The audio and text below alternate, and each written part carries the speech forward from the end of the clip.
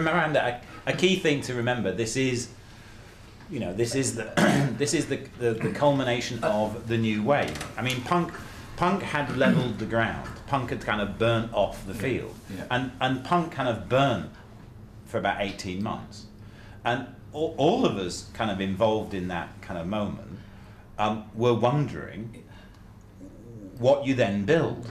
But we're all sat there waiting for the opportunity. Yes, and also what it would be. There was a certain uncertainty as to what the future would be, and the future ended up being some things from immediately before punk, some things from the early 70s that we felt valid to take forward, and a whole set of new issues and new references that hadn't yet really appeared in the context of pop culture.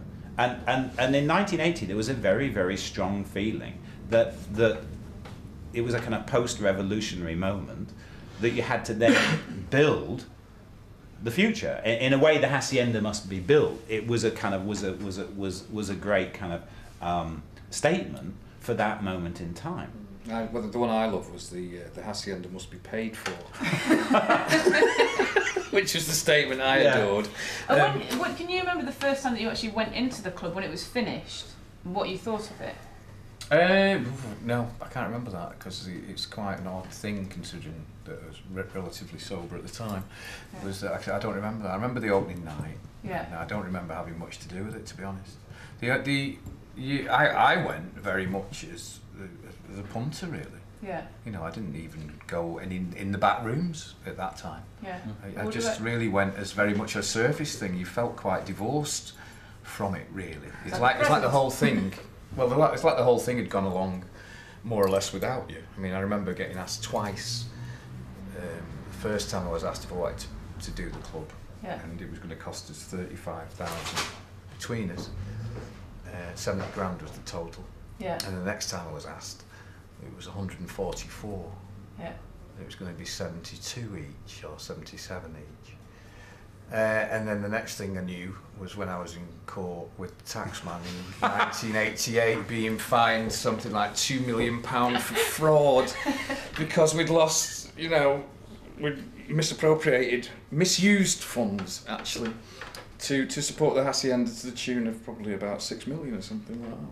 Right. So I mean, the incredible naivety that opened it ultimately was the thing that made it unmanageable, really, because what I loved about it was beautiful. It looked wonderful, and it always looked better empty than it did full. When it was full at night, it could have been anywhere, but during the day it was absolutely amazing. But it was that openness about the whole thing that ultimately destroyed it, because everyone was just coming in helping themselves to everything. Yeah. You could buy a drink. Factory. You could buy a drink cheaper in the opening months. You could buy a drink cheaper than you could in an off license. Yes, it was true, because the staff was run as a co-op, and what they used to do was with Ellie and Mike Pickering and Penny was that they'd vote on price rises. So if the beer had gone up, which we should have passed on to the customer, they would ask the staff if they wanted to increase the prices, and the staff invariably said no. Right.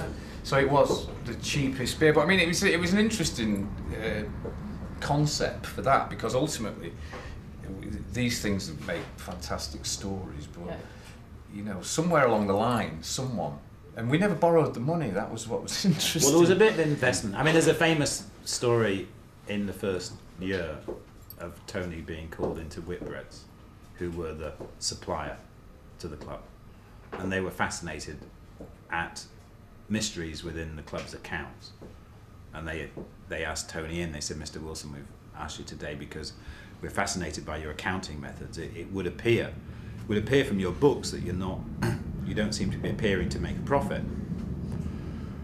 and we're curious as to how you're structuring things in that instance." And he said, "Well, no secret really. We're not attempting to make a profit on drink." And obviously, to the board of a business, they couldn't understand that at all. And they asked him, "Well, why?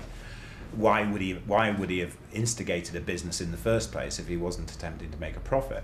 And story goes that Tony said that he did it for the young people of Manchester.